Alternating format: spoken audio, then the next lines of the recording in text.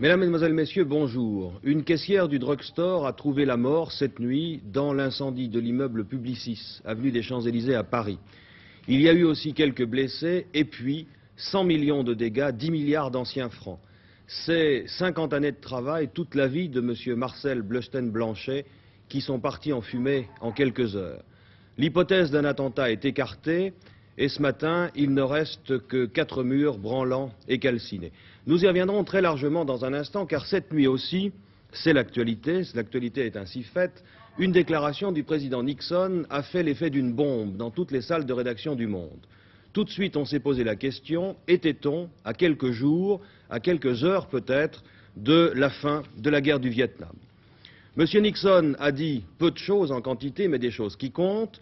Les États-Unis vont mettre fin à la guerre sans trahir leurs alliés, et puis surtout, le président américain a laissé entendre que le soutien capital de l'aviation américaine au Sud-Vietnam pourrait être bientôt interrompu.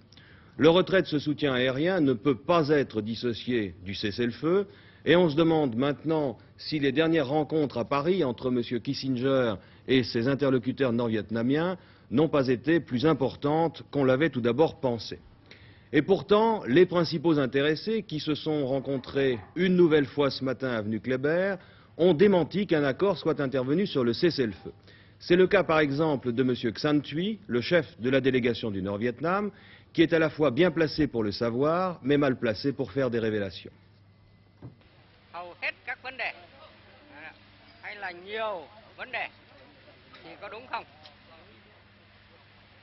Depuis hier soir, nous avons reçu de nombreux appels émanant des agences de presse et des journaux, nous demandant des détails sur la rencontre privée de ces derniers jours entre Kissinger, Xuan Thuy et l'éducteur.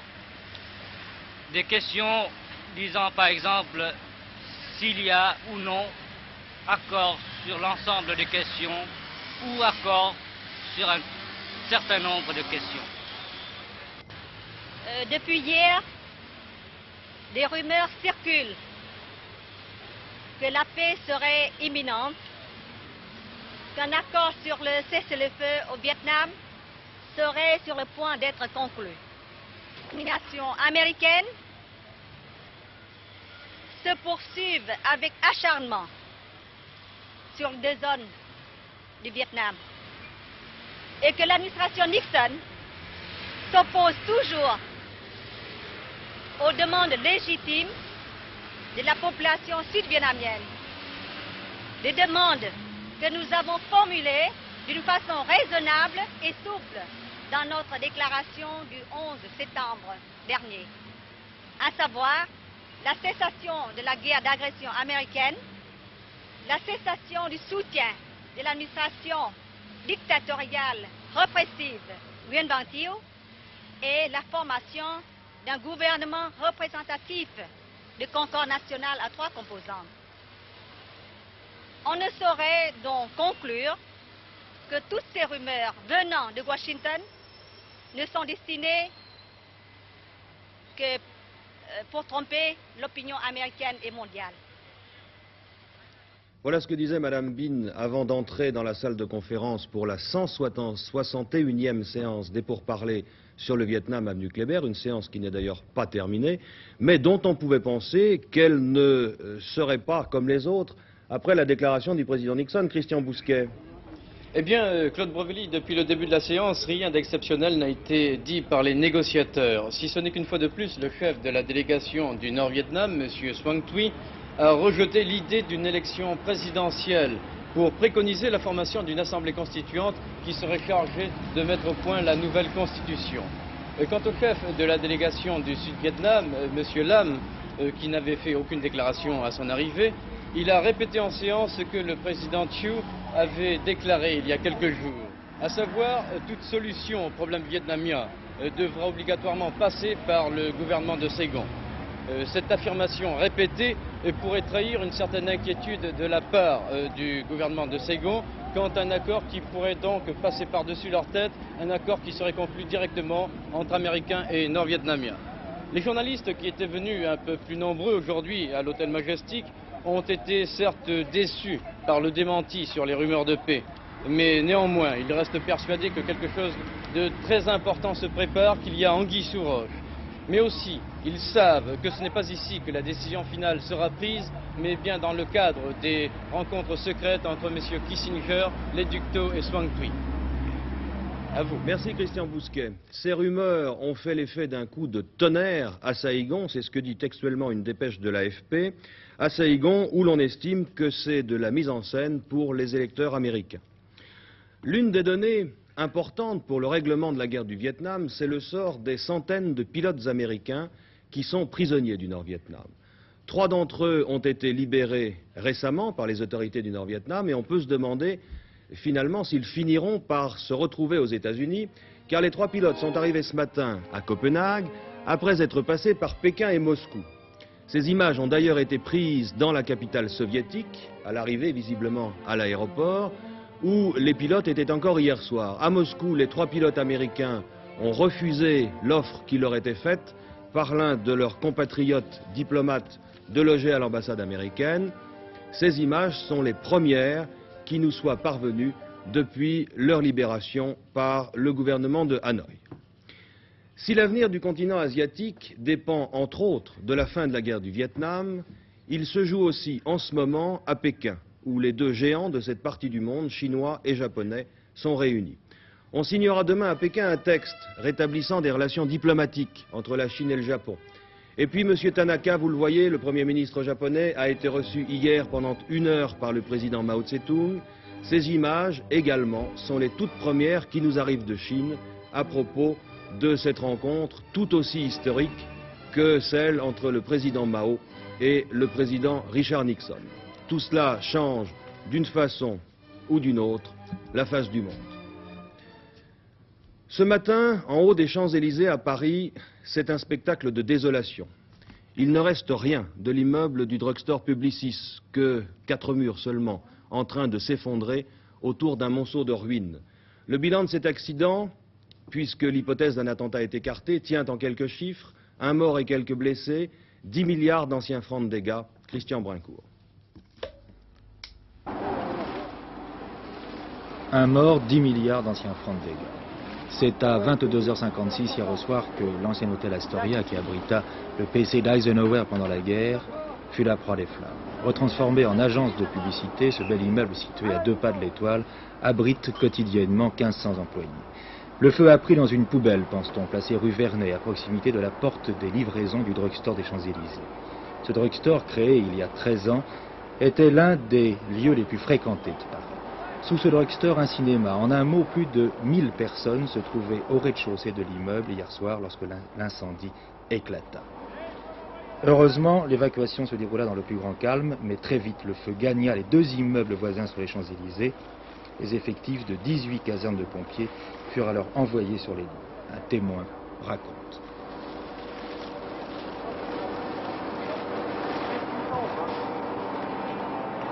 On était juste à côté des jouets. Ouais. On regardait comme ça, puis la flamme des disques, quoi, elle a dit il y a le feu. Bon, ben, elle a dit prenez un extincteur et tout ça. Alors on a fait le tour de la salle, on a demandé, il y avait un directeur qui était là, on a demandé un extincteur. Ben, il nous a dit je sais pas où ils sont. Enfin, il y en avait un à ses pieds. Alors. Après, des fois, quand on a trouvé l'extincteur, on l'a mis en machine, mais il y avait déjà des flammes de 2 mètres. Hein. Alors après qu'on a ouvert la porte...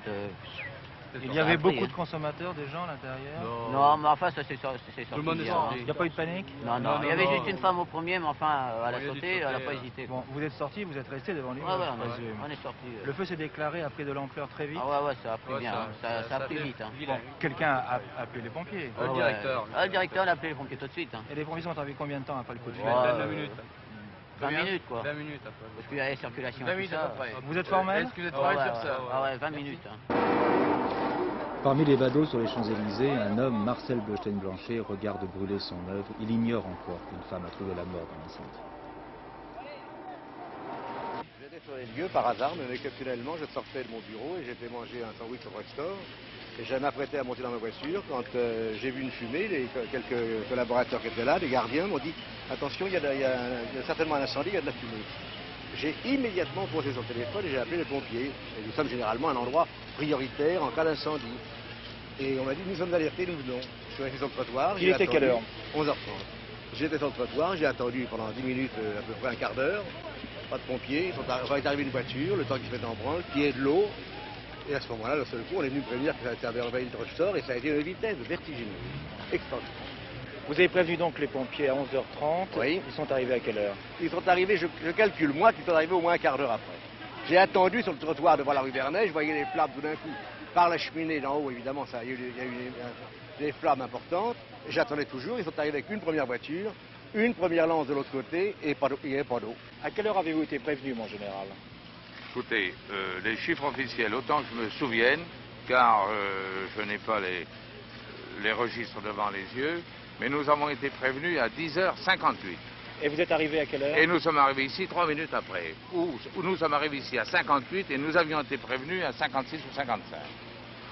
Et nous sommes arrivés ici, c'était un établissement répertorié avec 4 voitures simultanément et une échelle. Lorsque nous sommes arrivés, l'ensemble de l'établissement a été évacué, ce qui est le signe certain, étant donné que cette drugstore est en général très fréquentée, s'il avait eu le temps d'être évacué, c'est que le feu avait pris depuis un certain temps. Vous connaissez bien cet endroit, vous faisiez des Absolument, exercices dans cet endroit de grande absolument, fréquentation. les gens le connaissaient très bien, à tel point d'ailleurs que même en arrivée, malgré que l'immeuble soit en flammes, nous avons eu le temps d'aller visiter tous les dessous pour s'assurer qu'il n'y avait plus personne. Un instant, on crut même à un geste criminel. Nous avons posé la question au préfet de police de Paris, M. Lenon. Oui, Monsieur le préfet, on parle d'attentat. Oui, j'ai entendu dire ça aussi. Or, actuellement, nous avons l'identité de la personne qui a vu l'incendie se déclarer dans le local où il y avait les poubelles et qui est intervenue la première pour essayer d'éteindre cet incendie. Donc, rien à l'heure actuelle ne permet de penser qu'il puisse y avoir eu un attentat à l'origine de ce feu. Il semble que ce soit purement fortuit ou une imprudence. L'enquête le déterminera, mais pas un attentat. Le corps d'une femme âgée de 40 à 45 ans a donc été retrouvé ce matin par les pompiers dans un couloir du premier étage. On ignore encore son identité et surtout s'il s'agit là de l'unique victime de ce drame.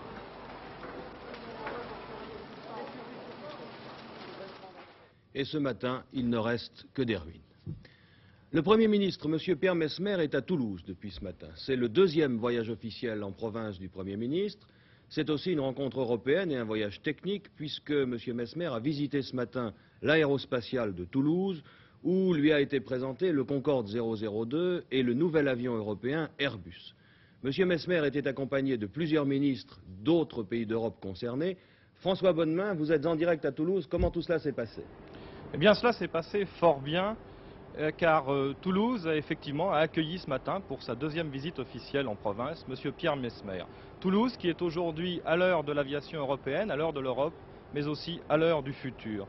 Il y a quelques instants, c'était la première rencontre officielle entre deux avions européens, l'Airbus A300B, sur la passerelle duquel je me trouve, et le Concorde 02, version presque définitive. Pour ce face-à-face, un parterre de ministres, d'ambassadeurs, de personnalités du monde politique et industriel de l'Europe.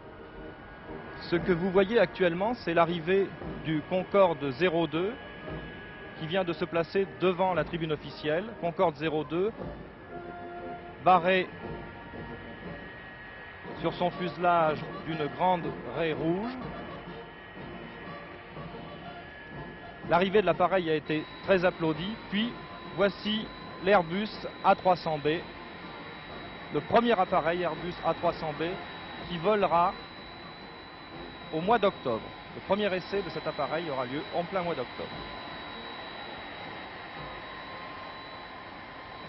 Puis M. Messmer devait prendre la parole, évoquant notamment la place de l'Europe dans l'industrie aéronautique.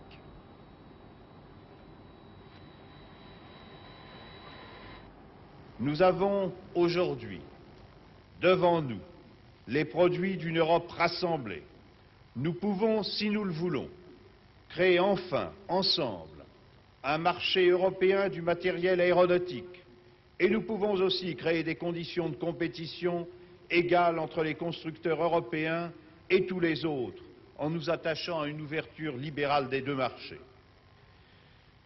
Nous pouvons enfin développer notre coopération dans d'autres domaines, notamment dans celui des industries spatiales qui sont proches de l'aéronautique et où l'Europe peut et doit être aussi elle-même comme le prouvent d'ailleurs des réalisations communes dont certaines ont déjà leur place ici même à Toulouse. C'est donc, comme mes collègues l'ont fait remarquer, à la dimension de l'Europe que nous devons élever notre ambition. Cet après-midi, le Premier ministre visitera le Centre national d'informatique et en fin d'après-midi, il sera reçu à l'Hôtel de Ville de Toulouse.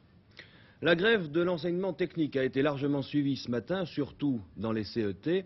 Cette grève doit se poursuivre en principe jusqu'à demain soir. Nous y reviendrons dans notre édition de 19h45. Les obsèques de Henri de Monterland ont été célébrées ce matin à 11h au cimetière du Père-Lachaise à Paris, dans la plus stricte intimité. Comme l'avait décidé, avant de se donner la mort, Henri de Monterland a été incinéré. L'académicien avait également souhaité qu'il n'y ait ni fleurs, ni couronne, ni discours. C'est ce qui s'est fait. Il y avait quelques amis, certains anonymes, d'autres connus, comme Maurice Genevoix, Pierre Dux, Thierry Monnier ou Jean Meyer.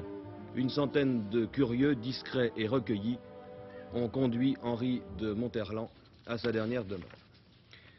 Les problèmes du football français sont avant tout et surtout sportifs. Il faut bien se rendre à l'évidence.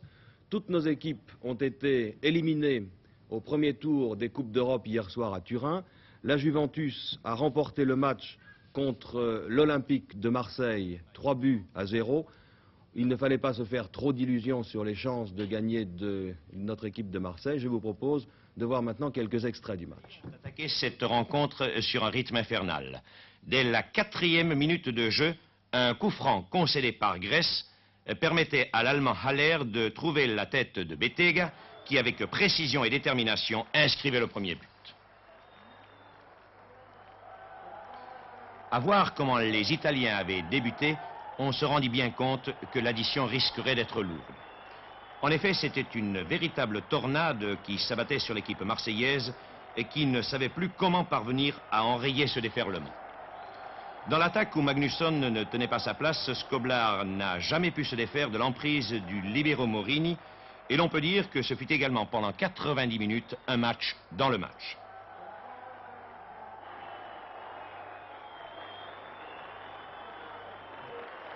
L'Olympique de Marseille se remettait doucement de ce knockdown lorsqu'à la 37e minute, un centre du toujours jeune Haller trouvait une nouvelle fois la tête de Bettega qui trompait et la défense et Carnus pour la seconde fois. Regardez, voici l'action. Dans le stade, cela devenait du délire, car si la Juve est la fiancée de l'Italie, Bettega est l'idole des Turinois. L'OM parvenait cependant au fil des minutes à se défaire de l'emprise des joueurs turinois. Et c'est justement sur l'un de ces renvois qu'une balle parvenait à Haller complètement démarquée.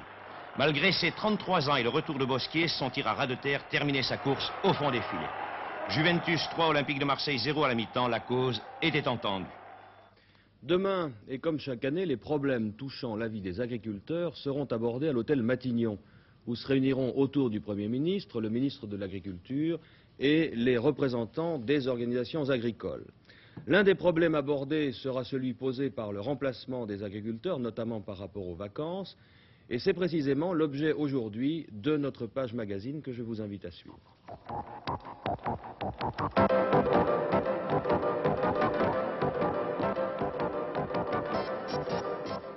Sur 100 Français, la moitié est partie en vacances cet été. Sur 100 agriculteurs, 7 seulement. Il est plus facile d'abandonner son chien ou son chat que son troupeau. Mais les agriculteurs ne veulent plus être enchaînés à leurs terres. Ils veulent devenir des Français comme les autres. Un reportage de Renaud Delourme dans le Doubs.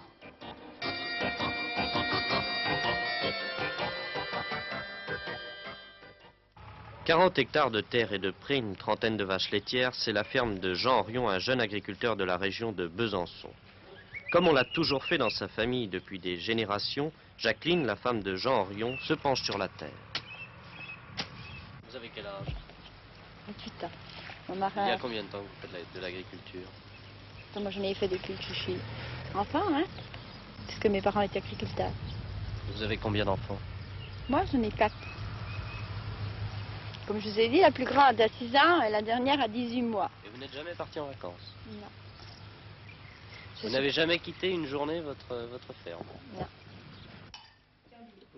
Non, ils ne sont jamais partis. Leur univers, il est là, un univers que la plupart des citadins, oublieux des contraintes d'un métier difficile, ne comprend pas.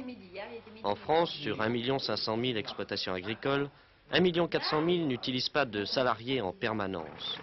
700 000 de ces exploitations produisent du lait. Cela veut dire que dans ces fermes, presque toujours, c'est seul que mari et femme travaillent. Astreints à un dur esclavage, celui d'un cycle immuable, la traite des vaches 2 fois par jour. Tout cela bien souvent pour un revenu médiocre. Dans une ferme semblable, le revenu net est d'environ 150 francs de l'hectare. Avec les allocations familiales, 9 000 francs par an pour nourrir, vêtir, instruire toute une famille. Alors pour Jean et Jacqueline Henrion, le problème n'en est pas encore à d'hypothétiques vacances. Si vous étiez malade demain, vous votre mari, comment feriez-vous? Ben, n'importe comment. Je suis partie il y a 18 mois en maternité, il a fait tout seul. Si vous aviez la possibilité d'avoir quelqu'un qui vous remplace 2 jours, 3 jours, vous partiriez? Oui, pourquoi pas. Il aime bien faire ça. Comme dernièrement, j'ai une gamine qui a eu la coqueluche. Bon, ben, on est parti un jour au Mont d'Or, c'est-à-dire on est parti à 10h le matin, on est rentré pour 5h30 ici. Autrement, qu'est-ce que vous voulez faire? 5h30, c'est l'heure de la traite? Eh oui. Est-ce que vous pensez que quelqu'un pourrait vous remplacer quand vous êtes en train de faire ça? Oui. Et sans problème? Ben, sans problème, les bêtes auront plutôt peur. Elles donneront peut-être moins bien leur lait, mais question habitude, les bêtes en prennent vite habitude. Hein? On a eu un jeune pendant les vacances. Il m'aidait à traire du temps que mon mari n'était pas là. Les vaches l'ont reconnu. Après, il n'y avait pas de difficulté. Au bout de combien de temps l'ont-elles reconnu? C'était l'affaire qu'il les voit 2-3 jours. Je pense que les bêtes sont à peu près comme les gens. Hein? Il manque la parole, comme on dit. D'ici 2 ou 3 ans, quand ils pourront eux aussi se dépayser, quand ils voudront partir en vacances ou prendre quelques jours de repos, comment feront-ils? Il est de moins en moins question d'entraide. Le nombre des agriculteurs diminue de jour en jour. Alors la solution, elle est peut-être là. En la personne de Jean-Paul Beurrier, un jeune qui ne pouvait plus rester dans la ferme familiale trop petite. Aujourd'hui, c'est le premier remplacement qu'il effectue chez Gérard Marche. Ici, 17 vaches à traire, peu de travaux en dehors des soins à leur donner.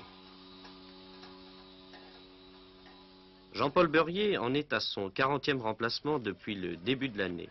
À 30 km à la ronde, il remplace les 50 adhérents d'une association d'agriculteurs de la région de Mamirol. Presque toujours pour des fêtes de famille, plus rarement pour des maladies ou des accidents. Il a su vaincre le principal obstacle, la méfiance des agriculteurs soucieux d'un capital, leur troupeau, qui est tout leur gagne-pain.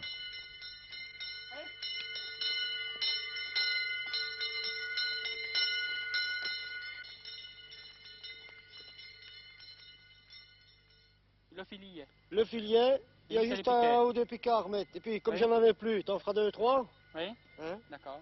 Il y aura une surveillance demain pour les bêtes, non Pas obligatoire. Non. Là, c'est du vieux regain, ça risque rien. Ça risque rien. Non.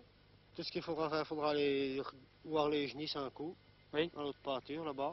Puis, pour l'eau, là-bas, c'est... Oh, ouais, je pense qu'il doit en avoir assez. Il va y en avoir assez jusqu'à lundi aussi, Oui, là-bas. j'en ai conduit hier. Oui, d'accord. Normalement, il doit en avoir assez. Oui. Il n'y a rien à cloisonner non plus, là-bas. Non, non, non. Tout est en ordre. Non, tout est en ordre. Oui, d'accord.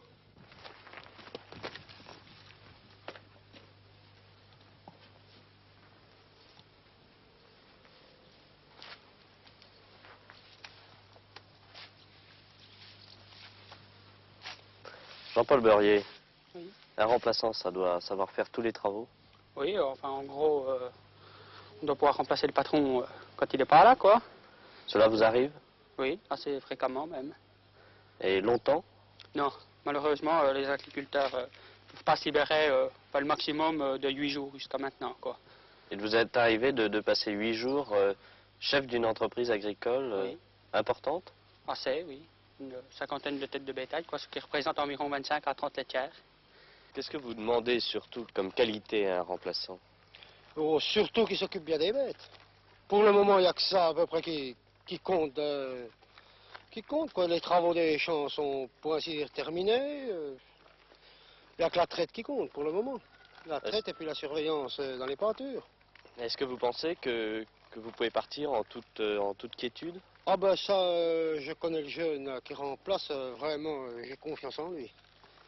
Ça me ferait rien de partir une quinzaine de jours, j'y laisserais entièrement la responsabilité. Vous êtes déjà parti 15 jours? Non, non, on n'a encore pas pu, mais enfin je pense, ce qui manque c'est des remplaçants. On aurait des remplaçants, certainement que je partirais. Oui, c'est la première fois qu'il C'est vient la première fois, c'est la première fois que je prends quelqu'un pour me remplacer. Oui. Depuis le début de l'année, vous avez tous les jours travaillé, effectué des remplacements? Tous les jours, oui. Est-ce que ça ne demande pas aussi un grand pouvoir d'adaptation? C'est-à-dire que vous ne connaissez pas, vous changez à chaque fois de matériel, Oui, ça, chaque fois on change de matériel, on change de méthode de travail, on change de cheptel aussi, il faut s'y adapter, il faut... Ça ne pose pas de problème? Non, pas beaucoup. Il y a des petits problèmes, mais très faciles à résoudre. Alors comment faisiez-vous avant d'avoir un remplaçant? Eh bien, avant d'avoir un remplaçant, c'était très facile, quoi. Il fallait rentrer pour traire. On ne pouvait pas s'en aller dire une journée tranquille.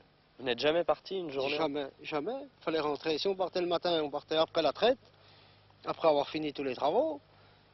Et il fallait rentrer le soir pour traire. Il y a combien de temps que vous êtes agriculteur? Eh bien, ça fait 15 ans que je suis à mon compte. Vous n'êtes jamais parti en vacances? Jamais, jamais. C'est impossible. Vous voudriez-vous partir au bord de la mer? Vous connaissez la mer? Ben, je connais la mer, oui, puisque j'ai fait mon service à Tunisie. Autrement, autrement certainement, je ne la connaîtrais pas. Vous avez quel âge? J'ai 40 ans. Près d'un millier de remplaçants aux Pays-Bas, c'est là une véritable institution. En France, quelques initiatives isolées ont créé une douzaine de ces services. Le ministre de l'Agriculture voudrait les multiplier pour en arriver au chiffre de 10 par département. Problème de budget, mais problème aussi de recrutement. Des 3 services existant actuellement dans le Doubs, le plus ancien, celui du CDJA, créé il y a 6 ans, est depuis 3 mois sans titulaire. Les jeunes veulent de moins en moins venir soigner et traire un cheptel laitier. Pourquoi? C'est trop astreignant pour des jeunes? Parce que, d'une part, oui, il y a un grand nombre d'heures de travail. Il y a une spécialisation qui est quand même assez poussée parce qu'on ne s'improvise pas, je pense, un parfait trayeur de vaches laitières. Et il y a également aussi le problème du salaire. Un jeune spécialisé vacher à traire doit avoir un salaire extrêmement convenable, même voire supérieur à d'autres salariés agricoles. Vous êtes payé combien? Ben pour l'instant, j'ai 1200 francs par mois. Je suis nourri à midi et j'ai mes frais de déplacement payés pour la voiture. Et vous travaillez combien de jours par semaine? 5 jours et demi par semaine.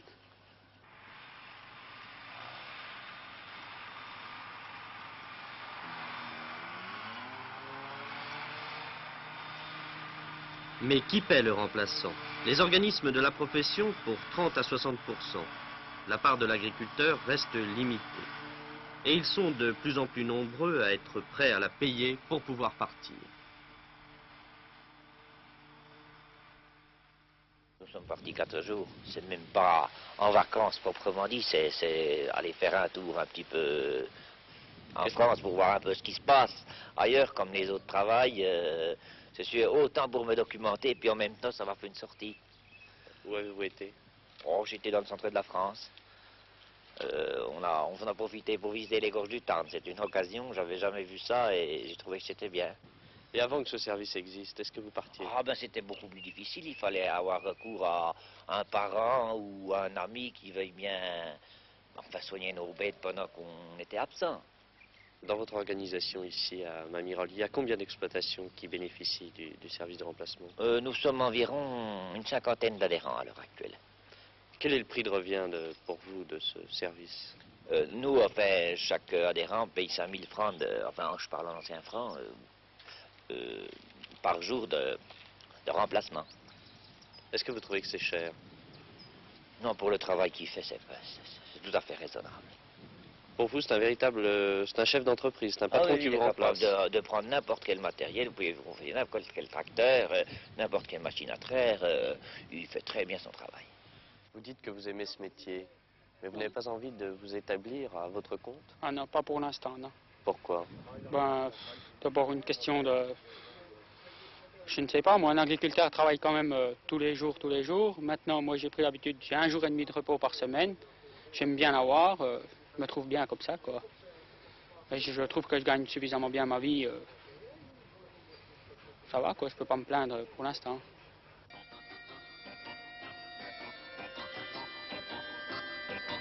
Un nouveau métier, agriculteur intérimaire.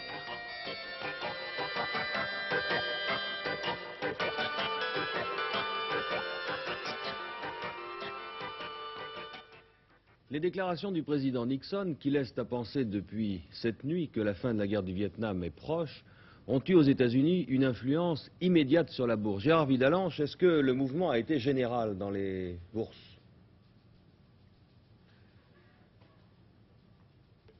Cette perspective de paix au Vietnam est influencée la bourse de Paris. Ce sont plutôt des raisons propres au marché et essentiellement l'amélioration des bénéfices des grandes sociétés françaises. Mais il est sûr qu'aux États-Unis, le marché financier est extrêmement sensible aux rumeurs de paix.